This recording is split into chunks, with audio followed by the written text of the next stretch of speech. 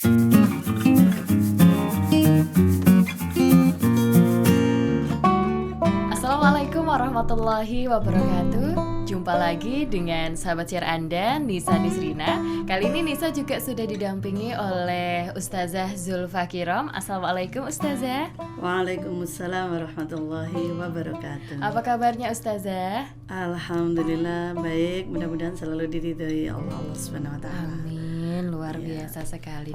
Ustazah, ini ada pertanyaan yang masuk. Ya. Ya, boleh saya bacakan ya? Iya. Silakan.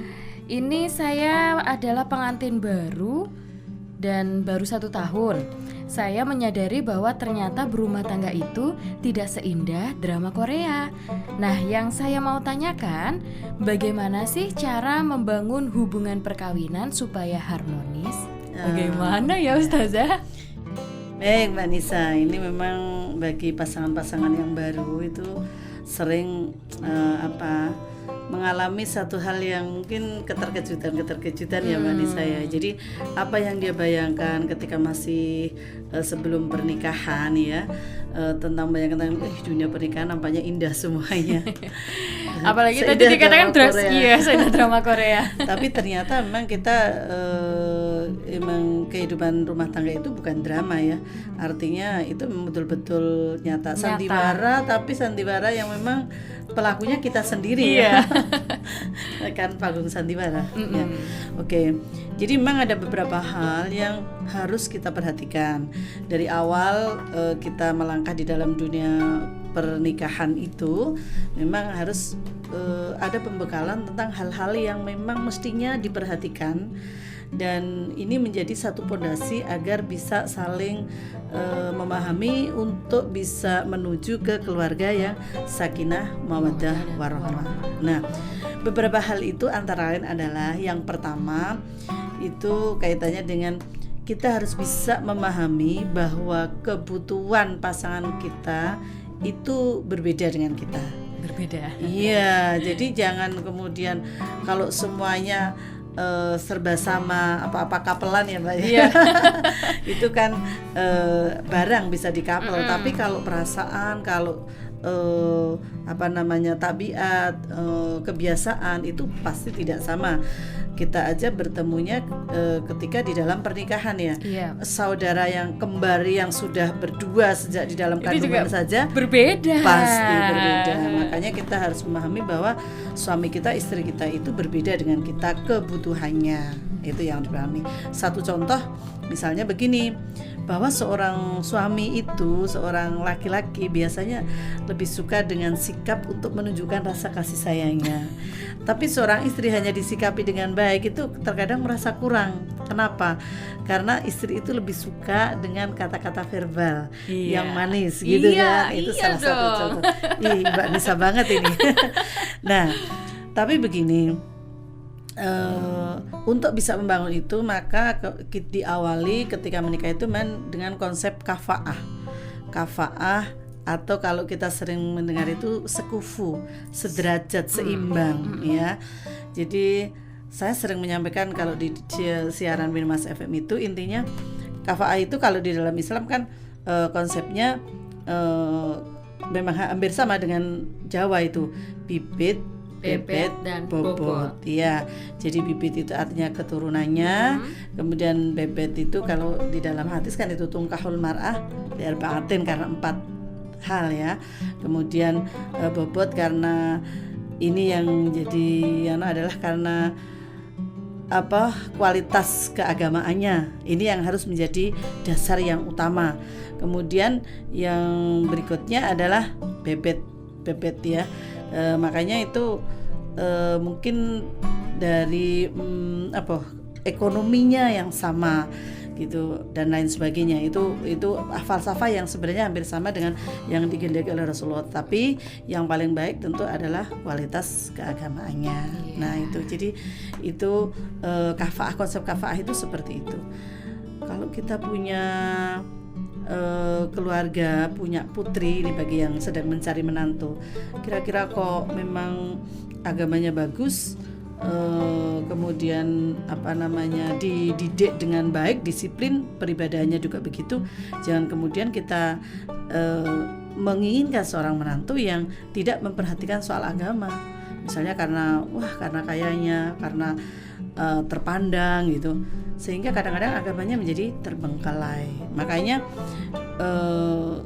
konsep kafa'ah itu menjadi penting untuk bisa menekan adanya perbedaan kebutuhan antara pasangan. Nah, nanti juga ini akan berpengaruh terhadap sikap mawaddah dan rahmah. Sikap mawaddah itu sikap kasih sayang yang bisa ditunjukkan dengan sikap. Tapi kalau rahmah itu kasih sayang ada di dalam hati. Sekalipun sikapnya biasa-biasa saja, tapi sesungguhnya di dalam hatinya itu ada perasaan mendalam yang jika pasangan kita itu ada masalah, kita ikut merasakan. Ya, itu adalah rahmah. Nah, itu jadi memahami kebutuhan yang beda antar pasangan itu bisa menjadikan memicu kita untuk meraih sikap mawaddah warahmah itu, Mbak Nisa.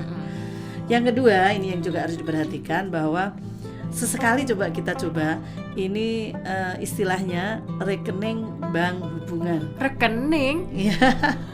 Rekening bank hubungan. Jadi begini, rekening bank hubungan. Jadi kalau yang namanya kayak rekening kalau kita di bank gitu ya. Kalau yang namanya pemasukan namanya debit ya. Kalau kita keluar diambil itu namanya kredit. Yeah. Oke.